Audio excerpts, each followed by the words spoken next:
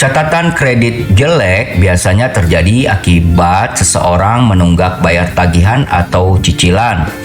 Catatan kredit yang jelek biasanya berpengaruh ketika nasabah akan kembali mengajukan kredit ke layanan keuangan seperti bank. Kali ini podcast radio akan menyampaikan bagaimana cara membersihkan catatan kredit yang jelek. Namun sebelumnya, jangan lupa klik subscribe dan aktifkan tombol loncengnya. Kembali bersama Mimin Freddy, bagaimana nih membersihkan catatan kredit yang jelek? Seperti dalam intro permulaan tadi, biasanya catatan kredit yang jelek itu akibat menunggak bayar tagihan atau cicilan. Catatan kredit yang jelek biasanya berpengaruh ya. Dan ketika Anda akan kembali mengajukan kredit ke layanan keuangan seperti bank, itu biasanya akan ditolak. Dan oleh sebab itu, sebelum mengambil kredit, sebaiknya nasabah harus memperhitungkan secara matang nih agar cicilan ke depan bisa lancar. Sebab baik itu mengambil angsuran kredit dari aplikasi tertentu maupun perusahaan leasing, pinjaman ini akan tercatat pada sistem layanan informasi keuangan atau OJK. Lalu, apabila kita memiliki catatan kredit yang sudah jelek, bagaimana cara mengatasinya? Pertama yang bisa kamu lakukan yaitu mengecek nama yang digunakan untuk berurusan dengan pihak pemberi layanan tersebut. Kepada pihak Bank Indonesia, apakah nama kita di blacklist atau tidak? Melalui SLIK juga kamu bisa mengetahui apakah masih ada tanggungan atau kewajiban yang belum terbayarkan atau tidak. Cek catatan kredit bisa dilakukan secara online. OJK memberikan fasilitas ini melalui laman resmi konsumen.ojk.go.id. Namun layanan ini tidak bisa dikuasakan, karena itu debitur harus melakukannya sendiri. Dalam laman tersebut, debitur akan diminta untuk mengisi tanggal layanan dan memilih jam antrean.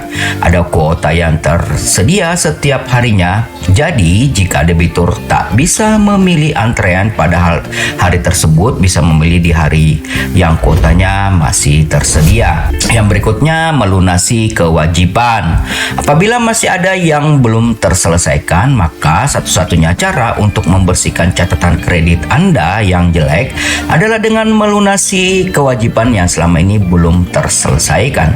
Setelah kamu mengecek data kamu di SLIK di OJK, dan apabila masih ada kewajiban yang belum terselesaikan, kamu bisa mengecek kembali beberapa jumlah kewajiban yang belum terbayarkan kepada pihak leasing dan berapa bulan keterlambatannya.